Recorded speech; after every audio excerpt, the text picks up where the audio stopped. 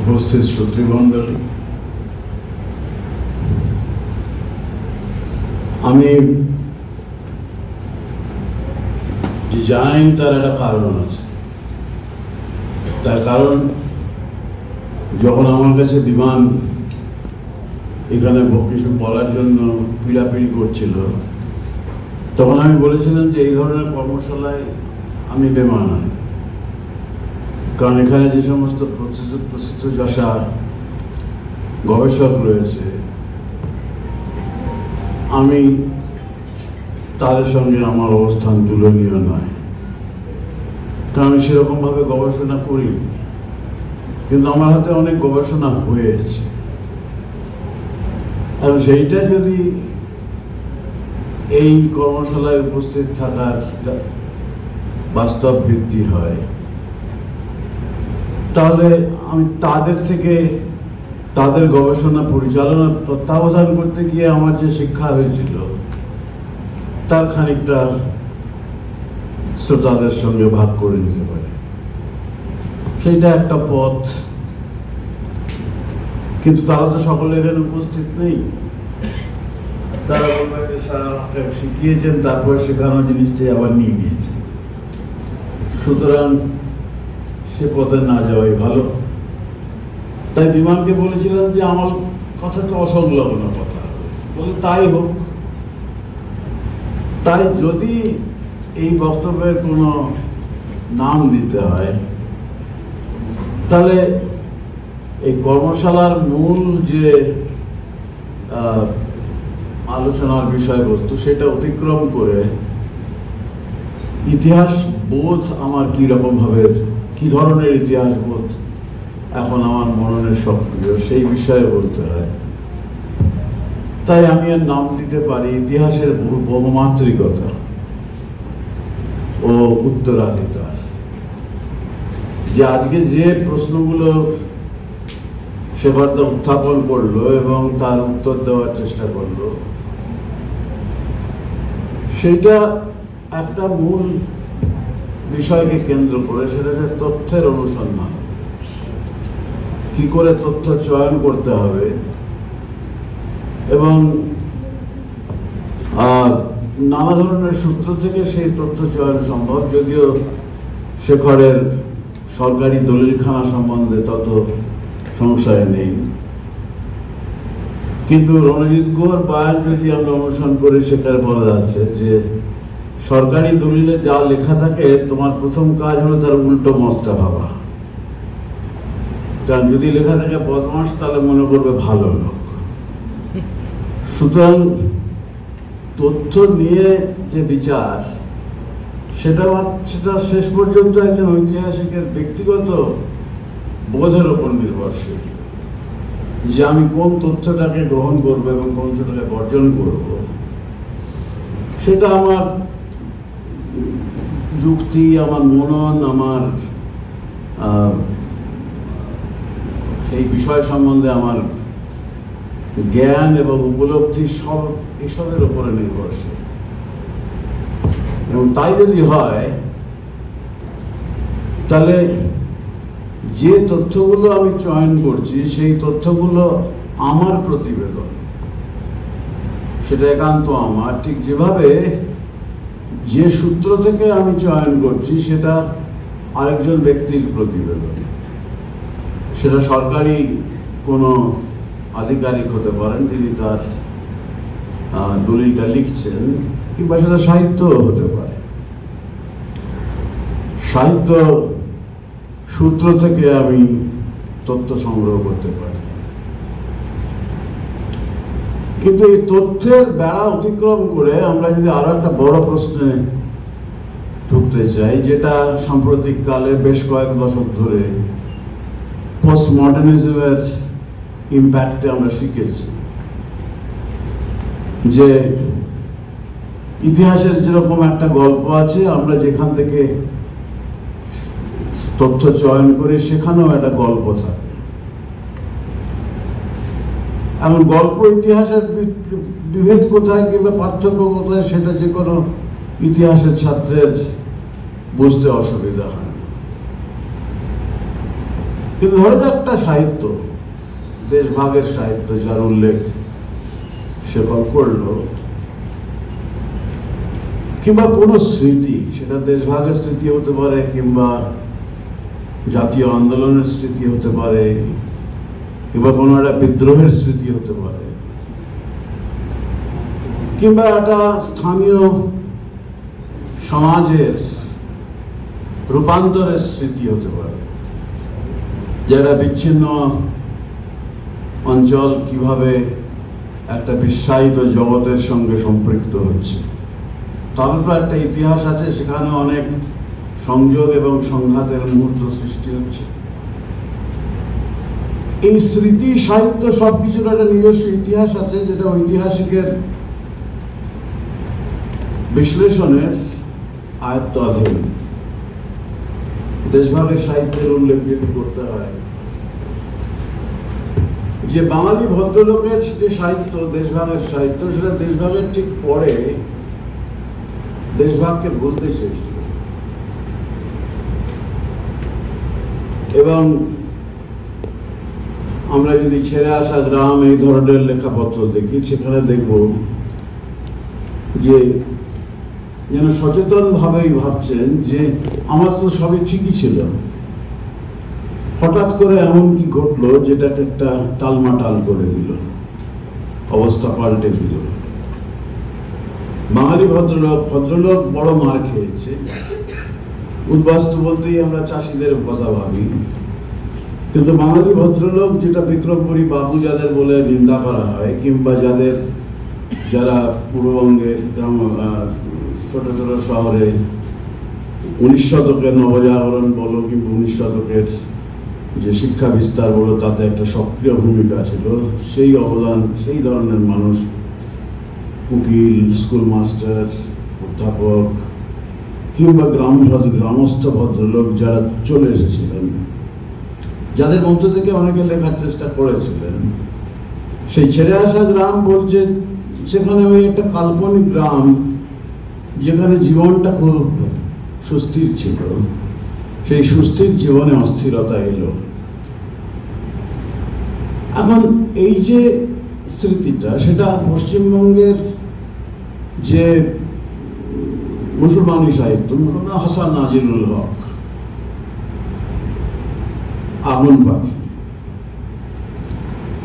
তার একটা পর্যায়ে দেখা যাবে যে হাসান নাজিরুল হক বলছেন যে বর্তমানে কংগ্রেসের সঙ্গে মুসলিম নেতৃত্বের খুব ঘনিষ্ঠ সম্পর্কটা অনেকদিন ছিল, এবং আমরা জানি বর্তমানের মুসলিম নেতৃত্বের একটা বড় অংশ কমিউনিস্ট আন্দোলনের সঙ্গে যুক্ত হয়েছিলেন উত্তর ভবিষ্যতে। কিন্তু 1940-এর দশকে এসে দেখা গেল যে অবস্থাটা পাল্টে যাচ্ছে, পরস্পর দিকে সন্দেহের চোখে দিচ্ছে, এবং সেটা সাহিত্যে প্রতিফলিত হচ্ছে।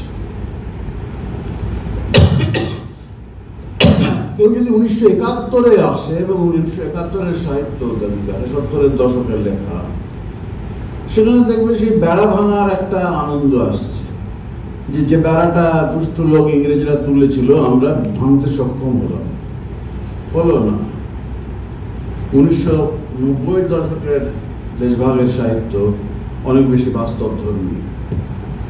ধরা যাক সুনন্দা শিকদার, অনেক বেশি বাস্তবধর্মী তার বয়ান। সেখানে তিনি স্বীকার করে নিচ্ছেন যে গ্রামাঞ্চলে, পূর্ববঙ্গের বিস্তীর্ণ গ্রামাঞ্চলে সাম্প্রদায়িক সম্পর্ক খুব স্থিতিশীল ছিল না, সেখানে বড় ধরনের কোনো আলোড়ন সৃষ্টি হয়নি ঠিকই, কিংবা আন্দোলন হয়নি, কিন্তু একটা বিদ্বেষ ছিল। সুতরাং সময়ের সঙ্গে সঙ্গে সাহিত্য সূত্রর যে বিবর্তন ঘটে, কিংবা সাহিত্যের যে রূপভেদ ঘটে, স্মৃতির যে রূপভেদ ঘটে, সেটা ঐতিহাসিক বিশ্লেষণের অঙ্গ। এবং সেইটা যদি আমরা করতে পারি, তাহলে সেটা একটা ভিন্ন ধরনের ইতিহাস। মেমোরি নিয়ে কিংবা স্মৃতি নিয়ে এখন বিস্তর লেখা হচ্ছে, এবং সেই স্মৃতি কিভাবে ইতিহাসের পরিপূরক, সেই নিয়েও লেখা হচ্ছে। পিয়েরে নোরা বলে একজন বিখ্যাত ফরাসি ঐতিহাসিক বহু খণ্ডে লিখেছেন যে নানা ধরনের স্মৃতি ফলকের মধ্য দিয়ে ফরাসি বিপ্লব কিংবা ফরাসি জাতীয়তাবাদের স্মৃতি সুরক্ষিত হয়েছে। এবং আমাদের দেশেও হয়, আমাদের দেশেও মূর্তি তৈরি হয়, আমাদের দেশেও ছবি আঁকা হয়, আমাদের দেশেও রাষ্ট্র নানাভাবে একটা বিশেষ ধরনের ঘটনাকে তার স্মৃতিচারণ করে, তার অনুদানের মধ্য দিয়ে, তার সমর্থনের মধ্য দিয়ে, এবং তার ফলে এই স্মৃতিরও একটা বিবর্তন ঘটে। ধরা যাক, কেউ কি ভাবতে পেরেছিল যে যখন 1957 সালে 1857 100 বছর লেখা হচ্ছে, কেউ কি ভাবতে পেরেছিল যে একদিন একদল ঐতিহাসিক এসে বলবেন যে 1857 সালে বাংলাদেশও সেই একই রকম ভাবে জেগে উঠেছিল? হঠাৎ করে দেখলাম যে 2007 সালে অনেকে বলতে শুরু করলেন পেরিফেরিতে রিভোল্ট, মাদ্রাজের বিস্তীর্ণ অঞ্চলে নাকি বিদ্রোহ ঘটেছে, পূর্ববঙ্গের 20 জন সবার ঢাকা থেকে চট্টগ্রাম গেলেন, সেটাও একটা বিদ্রোহ। তো এই যে স্মৃতি নির্মাণ, যেখানে একটা রাষ্ট্রীয় স্মৃতি নির্মাণের পাশাপাশি নানা ধরনের স্মৃতি নির্মাণের একটা ইতিহাস আছে। ধরা যাক একটা প্রত্নতাত্ত্বিক ক্ষেত্র, সেই প্রত্নক্ষেত্রটা কিভাবে জাতীয় ঐতিহ্যের অঙ্গীভূত হচ্ছে, কিভাবে নানা স্তরে তার স্মৃতি নির্মাণ হচ্ছে, সেই নিয়ে বিচার বিশ্লেষণ হয়েছে। কেউ তো অজন্তা জানতো না 19 শতকের গোড়ায়। একদল লোক গেল, অজন্তার জায়গাটা খুঁজে পেল, তারা মিলিটারি অফিসার, অজন্তার গুহায় তাদের নাম লেখা আছে। তারপরে আর্কিওলজিক্যাল সার্ভে গুহাগুলো বের করলো, সেখানে নানা ধরনের নিদর্শন, ছবি আছে। তারপরে অর্ধেন্দ্র কুমার গাঙ্গুলি, একজন বড় আঁকিয়ে জাতীয়তাবাদী স্বদেশী চিত্রের প্রবক্তা, তিনি সেখানে গিয়ে বললেন যে এটা একটা বড় ঐতিহ্য, আমাদের ভাবতে হবে যে আমাদের জাতীয় ঐতিহ্যের অঙ্গীভূত রাখতে হবে এবং তার সংরক্ষণের ব্যবস্থা করতে হবে। সুতরাং সময়ের সঙ্গে সঙ্গে স্মৃতি নির্মাণ নানা ধরনের বিচিত্র রূপ অ্যাকচুয়ালি পরিগ্রহ করে। এই যে এই বৈচিত্র্যই যেটা উত্তরাধুনিক মনন বলছে, সেটা আমাদের সচেতন করেছে। এবং সচেতন করতে গিয়ে এইবারে উত্তরাধিকারের প্রশ্নটা আসছে, যে সচেতন করতে গিয়ে আমরা বুঝতে শিখেছি যে সভ্য সমাজের অতীতচারিতার নানা ঢং আছে। একটা সময় এলো যখন 19 শতক পরবর্তী রাঙ্কের প্রদর্শিত পথের তথ্য হয়ে উঠল ঐতিহাসিকদের প্রধান উপযোগ। সে তথ্যের নানা রূপ থাকতে পারে, তথ্যের নানা চরিত্র হতে পারে। 20 শতকের গোড়ায় যখন গণ আন্দোলনের যুগে, যখন বিরাট শ্রমিক শ্রেণী সংগঠিত হয়েছে, শ্রমিক আন্দোলন হচ্ছে, তখন নতুন বিষয়ে মানুষকে আকৃষ্ট করছে। শ্রমিক সংগঠনের ইতিহাস আকৃষ্ট করছে, শ্রমিক আন্দোলনের ইতিহাস আকৃষ্ট করছে। তথ্যের খোঁজার যে ভাবনাটা কিংবা তথ্য খুঁজে বার করার যে প্রক্রিয়াটা, সেটাও পাল্টে যাচ্ছে। এবং সেটা ব্যক্তিগত সিদ্ধান্তের জন্যই হচ্ছে। যে রাফায়েল স্যামুয়েলের মতন একজন বিখ্যাত শ্রমিক ঐতিহাসিক, তিনি ছবির মধ্য দিয়ে দেখাচ্ছেন যে বিলেতের শ্রমিক শ্রেণীদের কিভাবে তাদের অবস্থানটা পাল্টাচ্ছে। যে ছবিগুলো, ফটোগ্রাফ যেগুলো লেবার মিউজিয়ামে সংরক্ষিত হয়েছিল, স্যামুয়েল তার উপরে কাজ করেছেন। থিয়েটার্স অফ মেমোরি বলে একটা বিখ্যাত বই আছে, সেখানে এই সম্বন্ধে বিশদ আলোচনা রাফায়েল স্যামুয়েল করেছেন, যিনি একসময় ব্রিটিশ মার্কসিস্ট গ্রুপের ঐতিহাসিক, পরে হিস্ট্রি ওয়ার্কশপের সম্পাদক। সুতরাং তথ্য শুধুমাত্র একটা দলিলখানার মধ্যে রয়েছে তা তো নয়, যেটা সে কথা স্বীকার করলেন। এবং দলিলখানার বাইরে যে অবন্তি দলিলখানা রয়েছে, সেই দলিলখানার খোঁজটা কেন করে? যখন প্রচলিত তথ্য ভান্ডার আমার প্রশ্নের উত্তর জোগায় না, তখন আমি অন্য তথ্যের দিকে দেখি, অন্য তথ্য ভান্ডারের দিকে যাই। তখন মিউজিয়ামের দিকে যাই, মিউজিয়ামে গিয়ে দেখার চেষ্টা করি কিভাবে সাজানো হলো, সেইটা কোন ধরনের মানসিকতার প্রতিফলন। জাতীয়তাবাদী মিউজিয়াম এবং ইংরেজদের তৈরি করা মিউজিয়ামের যে সাজানোর ঢং, সেটা কেন আলাদা? তার পেছনে কি ধরনের অ্যাজাম্পশনস কাজ করছে। কিংবা যদি আমি কলকাতার ইতিহাস লিখতে চাই, সবারবানের ইতিহাস, সেখানে র্যাপিড ট্রান্সপোর্ট স্কিমের হিস্ট্রিটা কি করে রিকনস্ট্রাক্ট করা যায়, কিংবা নতুন রাস্তা, নতুন খাল, নতুন বাড়িঘর, তার বিশদ তথ্য আমরা খানিকটা সাহিত্য সূত্র থেকেও পাই।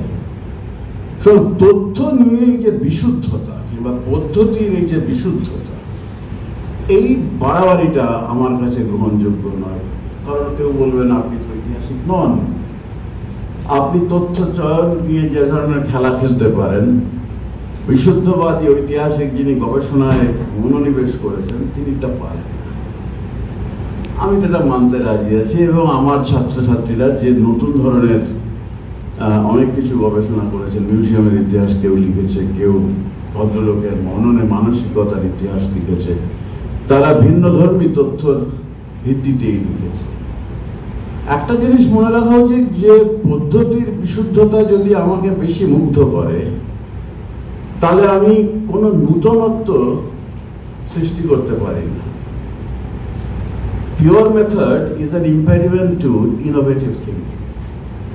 Attachment to methodology, আমি যদি খালি মেথড নিয়ে ভাবতে থাকি, তাহলে আমি নতুন পথের সন্ধান কেন করব? যেখানে নতুন পথের প্রয়োজন আছে, অনেক ধরনের ইতিহাস লেখার, প্রান্তিক জনগোষ্ঠীর ইতিহাস, যেটা সুন্দরবনের ইতিহাস যদি কেউ লিখতে চায়, লোকগাথা, গান, সাধারণ গ্রামীণ মানুষের ইতিহাস লিখতে গেলে টুসু, ভাদু গান, নানা ধরনের জারি গান, কত ধরনের সূত্র থেকে আমরা জানতে পারি। এবং সম্প্রতি টুসু গানে দেখা যাচ্ছে তারা বিশ্বায়নের সঙ্গে কিভাবে, বিশ্বায়নকে তাদের গানে কিভাবে প্রতিফলিত হচ্ছে, যে এসে গেছে প্লাস্টিক, এসে গেছে আমাদের জীবনযাত্রা নষ্ট হয়ে যাচ্ছে, এই ধরনের একটা খেদোক্তি। সুতরাং এই যে বহুমাত্রিকতা, এই বহুমাত্রিকতার উচ্চ সন্ধান যদি করতে হয়, তাহলে আমাদের ওই বিষয়টায় যেতে হয় যে এই তথ্য নির্ভর কিংবা তথ্য নিয়ে অবসেস যে হিস্ট্রি রাইটিং, যেটা আমি অস্বীকার করছি না, যার যথার্থ, তার বাইরে একটা ইতিহাসের জগৎ ছিল, যেটা ইতিহাস আশ্রয়ী সংস্কৃতি। সেখানে নানা ধরনের বিষয়বস্তু রয়েছে, সেটা হয়তো প্রচলিত অর্থে ইতিহাস নয়, কিংবা ইতিহাস চেতনার থেকে সম্পূর্ণ বিচ্ছিন্ন, সেই কথাটাও বলা যাবে। সাহিত্য ইতিহাসের সম্পর্ক নিয়ে বিশাল আলোচনা আছে। 19 শতকের শেষে অক্ষয় মৈত্র, রবীন্দ্রনাথ ঠাকুর, বঙ্কিমচন্দ্র কতটা সুচারুভাবে ইতিহাসকে ব্যবহার করেছিলেন, ইতিহাসের অপলাপ করেছিলেন, সেই নিয়ে একটা বিতর্কে জড়িয়ে পড়েছিলেন। যদুনাথ সরকারের মতন ঐতিহাসিক, যিনি রামকেপন্থী, যিনি তথ্যের বাইরে একটা কথা বলেন না, তিনি অবধি বলেছিলেন যে সাহিত্য আমাকে ইতিহাস সম্বন্ধে সচেতন করে। এবং আমাদের নিজেদের জীবনেও দেখেছি যে আমাদের ছোটবেলায় আমরা যখন অবনীন্দ্রনাথ ঠাকুরের রাজকাহিনী পড়তাম, সেই রাজকাহিনীতে রাজপুত শৌর্য আমাদের রাজপুত ইতিহাসের দিকে আকৃষ্ট করেছিল, যদিও আমরা পরে বুঝেছিলাম যে এর মধ্যে অনেক আতিশয্য ছিল। শরদিন্দুর লেখার মধ্যে যেটা ছদ্ম সাম্প্রদায়িকতা আছে, সেইটা বোঝার বয়স আমাদের অল্প বয়সে ছিল না, কিন্তু আমরা আকৃষ্ট হয়েছিলাম। সেই বিগ্রহ পালের নৌকা যাত্রা, এটা মানুষের চোখের সামনে একটা ঐতিহাসিক চিত্র সৃষ্টি করে, যা মানুষের মননে ছাপ ফেলে। ঐতিহাসিক একজন সেই পাঠক যখন ঐতিহাসিক হয়, তখন সেই স্তর থেকে উঠে এসে তথ্য বিচার করার পর্যায়ে তার প্রবেশ ঘটে।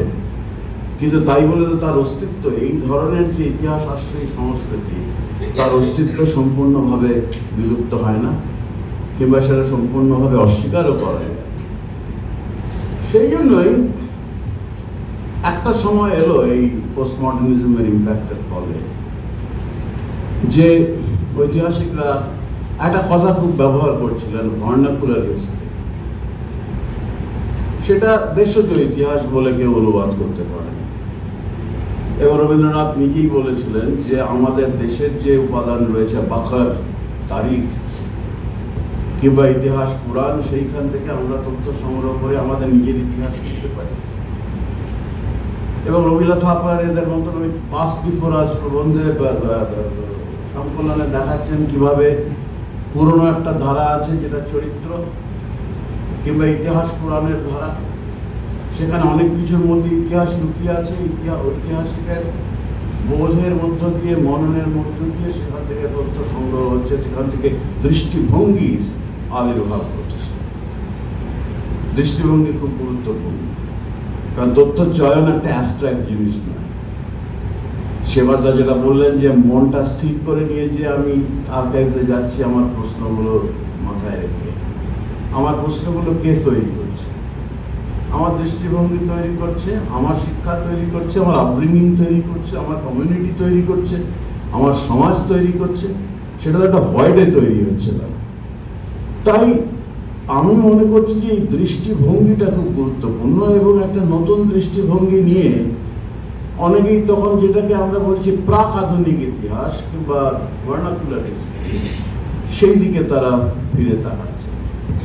ভার্নাকুলার হিস্ট্রি বলতে না ভারতবর্ষের ক্ষেত্রে নানা ধরনের তার বৈশিষ্ট্য, একটা ইসলামিক চিন্তা, তারিখ, ট্র্যাডিশন, অন্যদিকে প্রফেটিক লাইফস, পয়গম্বরের জীবন, যেখান থেকে একটা লিটারেচারের ডেভেলপমেন্ট হয়েছিল যেটাকে বলা হচ্ছে সেলিব্রেটারি বায়োগ্রাফি, সেলিব্রেটারি রেটরিক।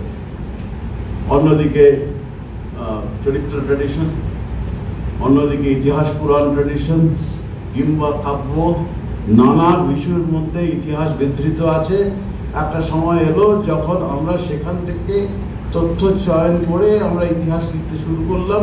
এইগুলো উপাদানের মর্যাদা পেল, এদের ইতিহাসের মর্যাদা হারিয়ে গেল। পোস্ট মডার্নিজম আমাদের শেখালো যে ওটাও একটা ইতিহাস, কিন্তু অন্যভাবে লেখা। এবং এটা ভাবার কারণও আছে যে এক একটা সময় এক একটা মানুষ, এক একটা জনগোষ্ঠী এক এক রকম ভাবে তাদের অতিচারিতা করে। কোনটা বড়, কোনটা ভালো, কোনটা খারাপ, সেই বিষয়ে সুচিন্তিত মত দেওয়ার মতন আমার ক্ষমতা নেই। কিন্তু একটা বিষয় আছে যেটা ঐতিহাসিকের কর্তব্য, যে কোন পর্যায়ে এসে কিভাবে আমরা ওই পুরনো ইতিহাস থেকে ওই নানা ধরনের ইতিহাস যেটা সংস্কৃতিকে আশ্রয় করে আছে, হয়তো খানিকটা কল্পনাকে আশ্রয় করে আছে, সেইখান থেকে তার যে ট্রানজিশনটা ঘটছে to what we call scientific modernism, সেই মুহূর্তগুলোকে চিহ্নিত করা বোধহয় আমাদের কর্তব্য, যদি আমরা ওই মেথড সম্বন্ধে আরো পরিষ্কার করে রাখতে চাই। এর দুটো দৃষ্টান্ত দিচ্ছি কিভাবে ট্রানজিশনটা ঘটছে। আমার নিজের যে পড়াশোনা তার মধ্যে সেখানে বুঝতে পেরেছি যে কেউ যদি, এবার এর থেকে আমি আরেকটা সিদ্ধান্তে যাবো, এখনই আসছি সেটাই, কেউ যদি ওই আবুল ফজলের আকবরনামা দেখে,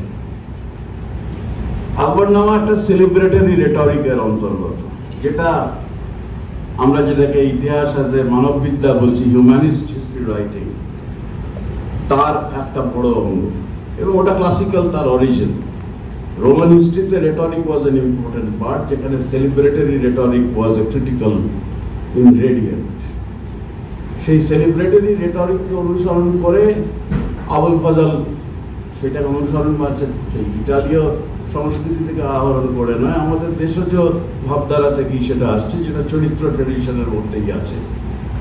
আকবরনামা লিখছেন, ঘটনা পরম্পরা, আকবরের যে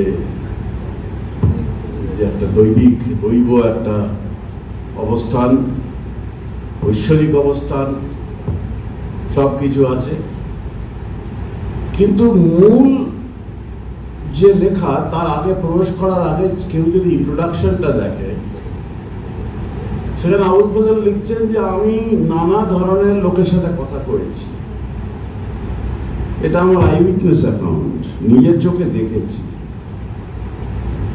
আমি নতুন যে সরকার সম্রাট যে নতুন দলিলখানা খুলেছেন, সেই দলিলখানার সমস্ত দলিল দেখেছি। আমি সত্যতা যাচাই করার চেষ্টা করেছি, এবং সেটা করার জন্য আমি সম্রাটকে দিয়েছি, সভাসদদের দিয়েছি, পারিষদদের দিয়েছি, লেখাটা বোঝার জন্য। এবং তারপরেই আমি লেখাটা লিখতে বসেছি। তাহলে ওই যে পুরোনো ট্র্যাডিশন থেকে বেরিয়ে আসছে আকবরনামার ওই ইন্ট্রোডাকশন। কেউ বলতে পারে যে এটা তো আমরা পশ্চিমের ইতিহাস। আসলে পাশ্চাত্যে প্রাচ্য এই যে বিভাজনগুলো, এই বিভাজনগুলো আমার কাছে অপ্রাসঙ্গিক মনে হয়, কারণ একই ধরনের মনোভাব আমি দেখছি লিওনার্দো ব্রুনির লেখায় ৫৫ শতকের গোড়ায়। তিনি যখন ফ্লোরেন্সের ইতিহাস লিখছেন, তিনি তখন উল্লেখ করছেন ওই অ্যানালস। এখানে আবুল ফজল যেরকম পুরোনো অ্যানালস গুলোর কথা বলছে, ঠিক একই রকম অ্যানালস, কিন্তু পশ্চিমের শহরগুলোর সুবিধে ছিল এই যে প্রত্যেক শহরেই একদল করে অ্যানালিস্ট ছিল, যারা শহরের ইতিহাসের দৈনিক দিনপঞ্জিটা লিখে রাখতেন। ফ্লোরেন্সের এইরকম একটা পরিবার ছিল, জিওভান্নি পরিবার, এই জন্য বলা হতো জিওভান্নি অ্যানালস। সেই জিওভান্নি অ্যানালসের একটা ঘটনার উল্লেখ করতে গিয়ে তিনি লিওনার্দো ব্রুনি লিখছেন যে ওই অ্যানালসে একটা বিদ্রোহ যেভাবে লিউডিক্রাস সমস্ত ব্রুটালিটি নিয়ে লেখা হয়েছিল, রক্তপাতের কথা বলা হচ্ছে, সেই ছবিটা একদম আনপ্লেজেন্ট। আমি ওগুলোকে বাদ দিয়ে দিয়েছি। বাদ দিয়ে আমি নির্যাসটুকু নিয়ে লিখেছি যে এই সময় বিদ্রোহটা হয়েছে এবং বিদ্রোহের ফলে ফ্লোরেন্সে একটা স্থায়ী সুস্থির রাষ্ট্র ব্যবস্থা প্রতিষ্ঠা হলো, নগর রাষ্ট্র। So excising the exaggerated statements, সেটাও এই মডার্ন হিস্ট্রির একটা অঙ্গ। আমরা যখন পুরনো এই যেগুলোকে আমরা সেই ভার্নাকুলার হিস্ট্রি বলছি, সে ভার্নাকুলার হিস্ট্রি থেকে বাদ দিয়ে তো আমি আমার তথ্য আকর্ষণ থেকে আমরা অনেক কিছু ছেটে ফেলছি। এবং আমি বলছি পরিশীলিত করতে ইতিহাস লিখতে হবে, আমার সত্যতা নিরূপণ করতে হবে, authenticity of the source decide করতে হবে, এসবই আমরা জানি। এবার এই একটা মুহূর্তকে আমি চিহ্নিত করতে পারছি যখন দুজন ব্যক্তি দুটো ভিন্ন প্রান্তে বসে একই ধরনের প্রক্রিয়ার মধ্য দিয়ে যাচ্ছেন, যার মধ্য থেকে আধুনিক ইতিহাস রচনার পদ্ধতির প্রথম পদক্ষেপ সৃষ্টি হচ্ছে। এখন এটা কি ইন্টেলেকচুয়াল হিস্ট্রি? এটা তো ইন্টেলেকচুয়াল হিস্ট্রি অঙ্গ অবশ্য। এবং আমরা যখন ইন্টেলেকচুয়াল হিস্ট্রি করতে যাব, তার মেথড যখন করবো যে মানুষ কেন লিখছেন, কোন ধরনের সূত্র থেকে লিখছেন, সেই তার নিজে তার লেখা এবং তার পরবর্তী কোন লেখকের লেখার মধ্যে কোনো সাদৃশ্য আছে না বৈসাদৃশ্য আছে, এবং দীর্ঘ কাল ধরে সেই লেখাটার প্রচার, তার পঠন এমনকি একটি বয়ান সৃষ্টি করছে কিনা, যেটা ডিসকোর্স। ইন্টেলেকচুয়াল হিস্ট্রি পোস্ট মডার্নিজমের ইম্প্যাক্টে যে নতুন পথে গেল, সেখানে text, contextuality, intertextuality, linguistic turn and the discourse formation, এই শব্দগুলোর বহুল প্রচার হয়। বোধা বাংলায় এটাই বলার কথা যে একজন ব্যক্তি কেন লিখছে, আকবরনামা কেন লেখা হচ্ছে। সভাসদ হিসাবে আবুল ফজল আকবরের ঘনিষ্ঠ হতে চান। তিনি কিভাবে লিখছেন না, নানা ধরনের সূত্র আহরণ করছেন, তার মধ্যে কিছু তারিখও পরে, সেখানে একটা ইন্টারটেক্সচুয়ালিটির ইঙ্গিত পাওয়া যায়। এবং তার উদ্দেশ্য হচ্ছে এমন একটা বই লেখা ওই পদ্ধতি মেনে, যেটা মোগল রাজপুরুষের পলিটিক্যাল ফিলসফির ফার্স্ট ট্রেনিং, যে তারা ওই ইতিহাস পড়ে কিভাবে রাষ্ট্র পরিচালনা হবে তার মৌলিক শিক্ষাগুলো নেবেন। এই 18 শতকে বা সপ্তদশ-18 শতকে পার্থ চ্যাটার্জি এবং রাজিউদ্দিন আকিল সম্পাদিত যে হিস্ট্রি ইন দ্য ভার্নাকুলার, তার মধ্যে এই ধরনের আরো দৃষ্টান্ত উল্লেখ আছে। আন্ধ্রের কারনাম হিস্টোরিওগ্রাফি, একই উদ্দেশ্যে তারা ইতিহাস লিখছেন, যে স্থানীয় যারা রাজপুরুষ তারা তার থেকে শিক্ষা পাবে। আর ওদিকে ব্রুনিরও তাই। কিন্তু ব্রুনি রোমান ইতিহাসের সঙ্গে এত বেশি ঘনিষ্ঠভাবে যুক্ত তার মনটা, যে তিনি তার ওই বক্তব্য সমর্থন করতে গিয়ে একদম ফিরে চলে যাচ্ছেন সিসেরোর জগতে, এবং সিসেরোর ইতিহাসের সংজ্ঞা বিশ্লেষণ করে তিনি বলছেন যে history is a lesson from the past for the present rulers. যে অতীতের যে ভুল ভ্রান্তি সেইটা বর্জন করে আজকের শাসক যাতে সুচারুভাবে প্রশাসন চালাতে পারেন তার শিক্ষা ইতিহাস দেবে।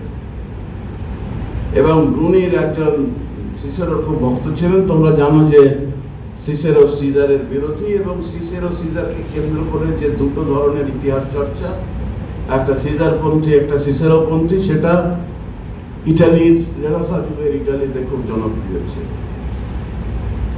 তাহলে দুজন ভিন্ন ব্যক্তি ভিন্ন প্রান্তে বসে প্রায় একই ধরনের সমস্যার সম্মুখীন হচ্ছেন এবং একই প্রায় অনুরূপ ভাবে সেটাকে সমাধান করার চেষ্টা করছেন।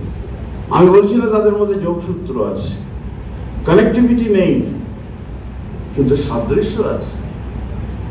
সুতরাং এই সাদৃশ্যগুলো উপর নির্ভর করে কেউ একটা কম্পারেটিভ ইন্টেলেকচুয়াল হিস্ট্রির চেষ্টা করতে পারে, যেটা আমাদের বুঝতে সাহায্য করবে যে সচেতন মানুষ বিভিন্ন অঞ্চলে বিভিন্নভাবে যে সমস্যার সম্মুখীন হয় তার উত্তরগুলো হয়তো খানিকটা অনুরূপ হতে পারে, সেখানে যুক্তির প্রাধান্য থাকে।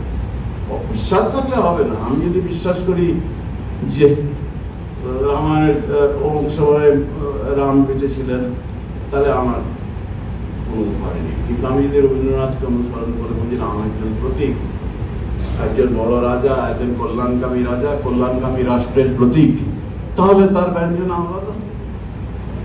এইবারে আমি একটা অন্য প্রসঙ্গে চলে যাচ্ছি, যেটা ওই তারিখ ট্রেডিশন থেকে 18th সেঞ্চুরি বেঙ্গল, যার সম্বন্ধে আমরা অনেক বেশি পড়েছি, এবং সেখানে একটা টেক্সট, সেই টেক্সটকে কেন্দ্র করে ঐতিহাসিকরা সম্প্রতি বিস্তর আলোচনা করছে। সেটা হচ্ছে সিয়ারুল মুতাখারি, গোলাম হোসেন তাবাতাবাইয়ের লেখা। এবং সিয়ারুল মুতাখারির লেখা হচ্ছে একটা পরিমণ্ডলে যেখানে সেই সময়ে আরো কিছু লোকাল তারিখ, যেটাকে বলে সালিমুল্লাহর তারিখি বাংলা, গোলাম হোসেন সালিমের রিয়াজুস সালাতিন, এই ধরনের তারিখের মতন কিংবা তারিখের অঙ্গীভূত লেখাগুলো লেখা হচ্ছে। তার মধ্যে সিয়ার একটা পড়ে। সিয়ারকে আমরা বলতে পারি eyewitness account. Ghulam Hussain Tabatabai 18 শতকের গোড়া থেকে 18 শতকের শেষ অবধি যে ভারতবর্ষের যে মুঘল অবক্ষয় এবং রিজিওনাল স্তরে যে মুঘল শাসনের যেটা প্রলম্বিত হয়েছিল তার ইতিহাস লিখছেন। প্রায় একই কথা লিখছেন গোলাম হোসেন তারিখি বাংলায় সালিমুল্লাহ মুন্সি। সালিমুল্লাহ মুন্সি যেভাবে যেখানে মুর্শিদ কুলি খান গুণগান করছেন একটা সেলিব্রেটরি ফ্রেমের মধ্যে লিখছেন, রিয়াজুল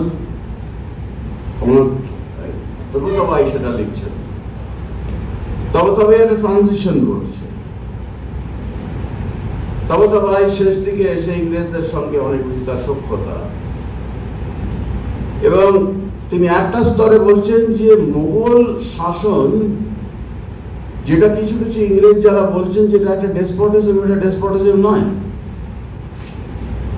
মুঘল শাসন কতগুলো নিয়ম নীতি ধরে চলছিল, যেটাকে উনি বলছেন ancient constitution, ancient Mughal constitution. অনেক ধরনের প্রাচীন নিয়ম কানুন যেটা হিন্দু আমলে ছিল, যেগুলো মুঘলরা স্বীকার করে নিয়েছিল তাদের দেওয়ানি ব্যবস্থায়, এবং আইনের শাসন ছিল, এবং এটা কখনোই স্বৈরাচার নয়। এটা মুঘল একজন রাজপুরুষ, অধস্তন রাজপুরুষ, একদম বড় মাপের নয়, মাঝারি মাপের, যার ছোট একটা জাগির আছে বিহারে। তিনি তার অবস্থানকে ডিফেন্ড করার জন্য কিংবা তার যারা কর্তা তাদের অবস্থানকে ডিফেন্ড করার জন্য লিখছেন কনটেক্সচুয়ালিটি। আমরা দেখতে পাই self representation of a Mughal official in the regional context. কারণ এখানে তিনি মুর্শিদ কুলি খান গুণগান করছেন, সালিমুল্লাহ করেছেন অনেক বেশি, আলিবর্দীর গুণগান করছেন, সিরাজকে ভীষণ খারাপভাবে দেখছেন। এবং এই ধরনের একটা রেটরিক্যাল ডাইমেনশন লেখাটার মধ্যে রয়েছে। আমি বলছি যে কত রকম দৃষ্টিভঙ্গি থেকে একটা টেক্সটকে অ্যানালাইজ করা যেতে পারে, এবং অ্যানালাইজ করে আমরা ইন্টেলেকচুয়াল হিস্ট্রিকে কিভাবে আরো সমৃদ্ধ করতে পারি, কিংবা আধুনিক ইন্টেলেকচুয়াল হিস্ট্রি যেটা আমরা বলছি, যেটা কনটেক্সচুয়ালিটি, ইন্টারটেক্সচুয়ালিটি অ্যান্ড ডিসকোর্স থিওরির মধ্যে ঘুরপাক খাচ্ছে। এইবার গোলাম হোসেন ইংরেজদের কাছে গিয়ে রিপ্রেজেন্টেশন দিয়ে বলছেন যে এই মুঘল যে প্রাচীন সংবিধান, সেটা তোমাদের সংরক্ষিত রাখা উচিত, সংরক্ষণ করা উচিত। তোমরা মুঘল প্রদর্শিত পথে শাসন করো, এবং প্রথম যুগের ইংরেজ শাসকরা খুব একটা অভিনব শাসন পদ্ধতিতে চালু করতে চেয়েছিলেন তা না। এখন এখানেই কি গল্পটা শেষ? গোলাম হোসেন 1798 অব্দি তার জীবন শেষ হলো, তারপরে ইংরেজ শাসনের চরিত্র পাল্টে গেল, কিন্তু ancient constitution as a discourse কিন্তু গেল না। সেটা একটা ভিন্ন কলেবরে আমরা 19 শতকের গোড়ায় দেখতে পাচ্ছি ধর্মশাস্ত্র চর্চার মধ্যে, স্মৃতিশাস্ত্র চর্চার মধ্যে। খুব স্পষ্টভাবে সেটা উচ্চারিত হয়নি 19 শতকের গোড়ায়, কিন্তু 19 শতকের দ্বিতীয়ার্ধে ভারতীয় যারা জুরিস্ট তারা বলতে শুরু করলেন, ইতিমধ্যে ইংরেজরা বলেছে, ওয়ারেন হেস্টিংসের প্রজন্মের ইংরেজরা ভাবত যে মোগল একটা নিয়ম নীতি মেনে রাজ্য শাসন করত, তার একটা প্রাচীন সংবিধান ছিল। সেটা একটা অবস্থান, ঐতিহাসিকের রিডিং এর একটা ফর্ম, সেইভাবে রিড করছেন ঐতিহাসিক। কুমকুম চ্যাটার্জি, রবার্ট ট্রাভার্স, এরা যেভাবে আলোচনা করেছেন সিয়ারুল মুতাক্ষরিনের, তার মধ্যে থেকে আমরা এই দৃষ্টিভঙ্গিগুলো খুব স্পষ্টভাবে বুঝতে পারি। ওদিকে সুদীপ্ত সেন বলছে এটা মোটামুটি একটা আই উইটনেস অ্যাকাউন্ট, পুরনো তারিখ ট্র্যাডিশনকে অনুসরণ করেই তিনি বলছেন। আমার ছাত্র সুদীপ্ত। ওদিকে আমি বলছিলাম যে এনশিয়েন্ট কনস্টিটিউশন আইডিয়ালটা কিংবা এনশিয়েন্ট কনস্টিটিউশন নিয়ে এই যে আলোচনাটা, তাদের সম্পূর্ণভাবে জ্যোতিচিহ্ন পড়ে গেল 18 শতকের শেষে। এটা একটা ভিন্ন রূপ নেবে একটা ভিন্ন কনটেক্সটে, যখন ইংরেজরা ওই মোগল সাংবিধানিক যে কাঠামোর যে সম্বন্ধে যে ভাবনা, তার থেকে সরে এসে বলতে শুরু করবে যে ভারতবর্ষ হলো ওরিয়েন্টাল ডেসপটিজম।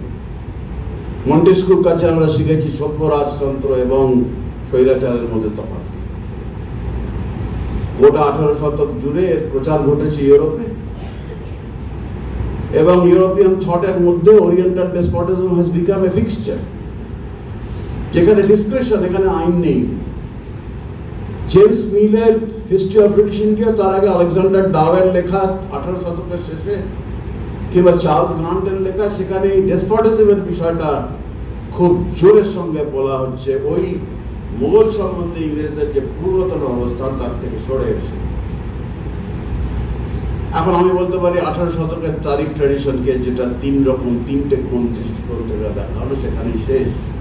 কিন্তু এর একটা প্রলম্বিত ইতিহাস রয়েছে, যেটা ভিন্ন আধারে ভিন্নভাবে 19 শতকের দ্বিতীয়ার্ধে প্রকটিত হচ্ছে ভারতীয় যারা জুরিস্ট তাদের লেখায়। গুরুদাস ব্যানার্জি, স্যার আশুতোষ মুখার্জি, তারা ওই ধর্মশাস্ত্রের উপর ভিত্তি করে বলতে চাইছেন যে এদেশে আইন কানুন ছিল, কাস্টমারি লস, যেটা ব্রিটিশ কমন লর সঙ্গে তুলনীয়।